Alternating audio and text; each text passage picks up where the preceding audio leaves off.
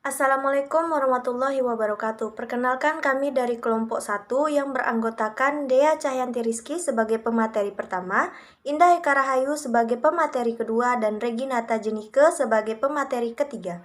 Program Studi Bahasa dan Sastra Indonesia, Fakultas Keguruan dan Ilmu Pendidikan, Mata Kuliah Sastra Kontemporer, Dosen Ibu Noni Andriani, SSMPD. Baiklah, kami akan membahas materi mengenai analisis internal dan eksternal. Saya sebagai pemateri pertama yang akan menjelaskan mengenai kajian teori formalisme. Secara etimologi, formalisme berarti wujud atau benda, sedangkan dalam ilmu sastra, teori formalisme merupakan teori yang mengkaji karya sastra dengan mengutamakan bentuk karya sastranya daripada isinya, dan tidak berhubungan dengan unsur sejarah, biografi, konteks budaya, dan sebagainya.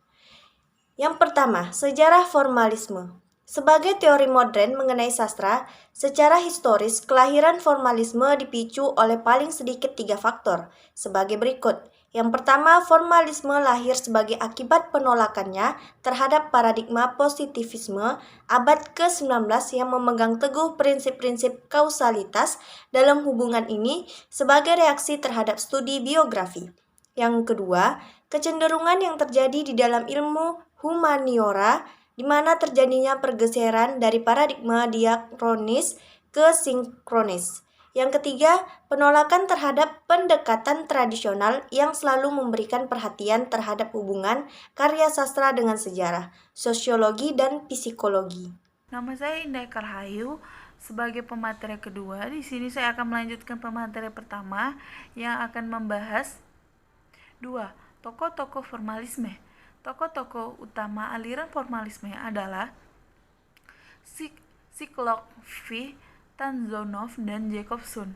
Hal yang menarik dari aliran ini adalah bahwa mereka bukanlah kelompok yang homogen dan kompak. Pandangan-pandangan mereka berbeda satu sama lainnya. Mereka menekankan bahwa suatu ilmu yang hidup tidak dapat diikat pada sejumlah kebenaran. Mereka tidak ingin menyusun secara a priori beberapa teori yang berlaku umum, melainkan berdasarkan sejumlah analisis pada beberapa prinsip yang berlaku sementara.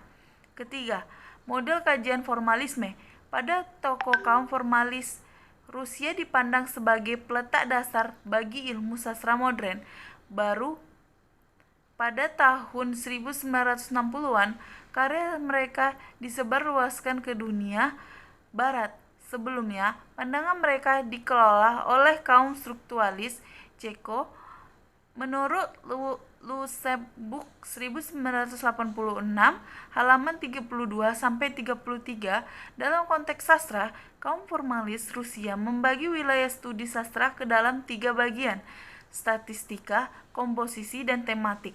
Menurut Todorov 1986 halaman 12, ketiga wilayah studi sastra itu tidak akan dikupas dalam tulisan ini karena bukan menjadi objek formalnya. Kaum formalis menyusun sejumlah besar analisis dan dalil umum tentang karya sastra. Antara lain, pandangan mereka mengenai ciri khas sastra dan kesastraan dalam sebuah teks. Menurut Weten 2010 halaman 106, mereka tidak setuju kalau dibedakan antara bentuk dan isi. Istilah kesastraan berasal dari puitik. Menurut Ben 2004 halaman 96, bahasa puisi adalah bahasa yang sederhana yang memiliki fungsi estetik. Menurut Ehrlich 1964 halaman 94, menurut pandangan formalis, sifat kesastraan timbul dengan menyusun dan mengubah bahannya yang bersifat netral. 4. Contoh kajian formalisme.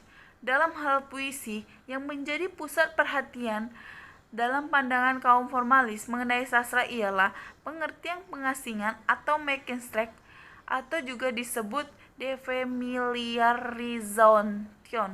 Menurut Jefferson 1987 halaman 27.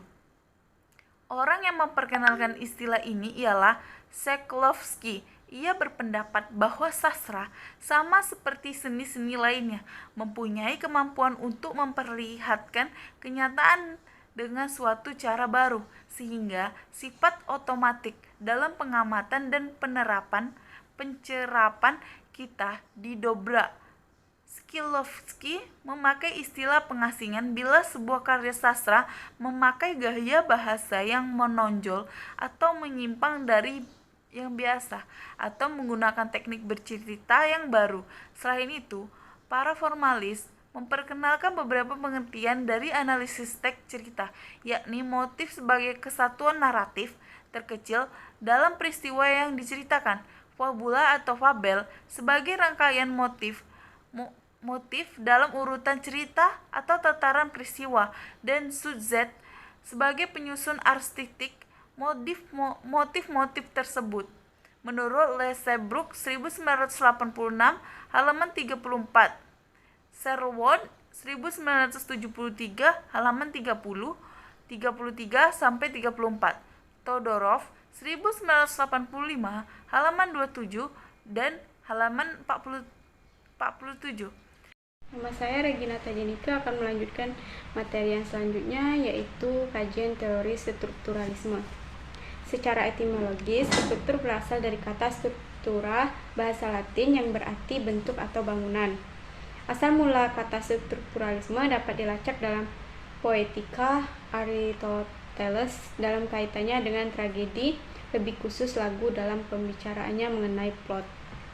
Yang pertama, sejarah strukturalisme perkembangan tersebut diawali oleh formalisme Rusia 1915 sampai 1930, strukturalisme Prahara 1940-an, dan sekitar 1960-an disusul oleh strukturalisme baru di Rusia, strukturalisme Prancis, strukturalisme Inggris, gerak anotonomi Jerman, strukturalisme di Belanda, dan strukturalisme di Indonesia melalui kelompok Rawamangun 1960-an.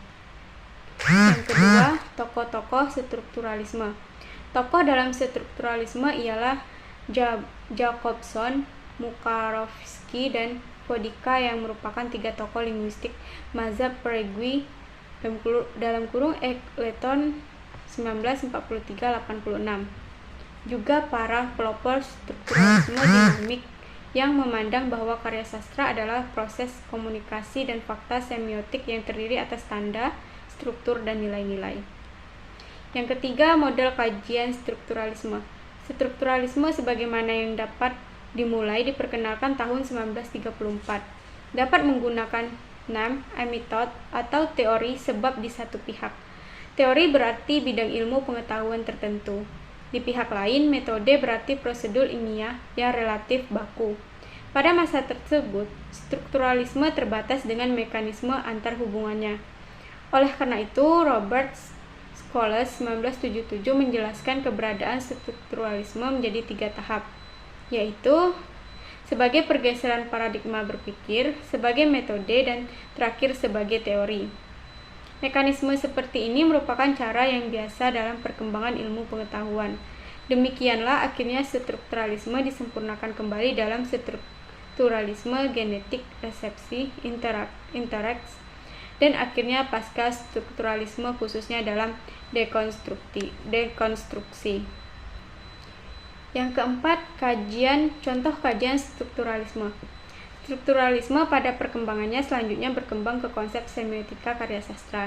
Untuk itu, strukturalisme semiotika berfungsi meneliti sebuah fenomena menjadi sebuah fakta sosial, yaitu meneliti perkembangan sejarah sastra dengan semua aspek lain dari kebudayaan manusia. Dalam hal ini, strukturalisme Prahara berjasa dalam mengembangkan studi puisi ke tataran estetika, sehingga studi ini mengalami pergeseran yang semula hanya dari aspek seni verbal saja, sekarang sampai pada semua seni dan juga estetika yang artistik. Misalnya, pada contoh narasi Dua Puisi Air Si Tukang Air. Kesimpulannya adalah, dalam formalisme, secara garis besar terdapat 2 aliran penting. Aliran pertama mengatakan bahwa sastra bukanlah sebuah biografi, dan untuk meneliti sastra tidak perlu memerhatikan pandangan hidup orang dan perasaan yang berkembang dalam masyarakat. Formalisme aliran pertama ini juga mengatakan bahwa bahasa memiliki dua tanda, yaitu penanda dan petanda. Penanda bersifat diakronis, sintagmatik, sedangkan pertanda bersifat sinkronis, paradigmatik. Formalisme aliran kedua menegaskan bahwa ada keterkaitan evolusi historis sastra dengan pembaca terhadap teks sastra. Aliran ini mengatakan bahwa teks sastra bersifat dinamis dan konstruksi bahasanya merangsang pembaca untuk memberi tanggapan. Aliran kedua ini pula mengatakan dengan tegas bahwa karya sastra tidak bersifat otonom karena di dalamnya terdapat perasaan pengarang dan pikiran masyarakat. Adapun strukturalisme sebagai sebuah teori sastra mempunyai hubungan yang erat dengan linguistik. Misalnya unsur fonologi dalam linguistik dapat membantu teori sastra dalam menganalisis tingkat suara dalam karya sastra lisan. Selain itu, analisis fungsi linguistik dapat membantu studi tentang gaya bahasa puisi yang pada gilirannya dapat pula memahami semiotik bahasa yang memandang karya sastra sebagai tanda. Itulah penjelasan dari kelompok kami mengenai analisis internal dan eksternal. Lebih dan kurang kami mohon maaf. Assalamualaikum warahmatullahi wabarakatuh.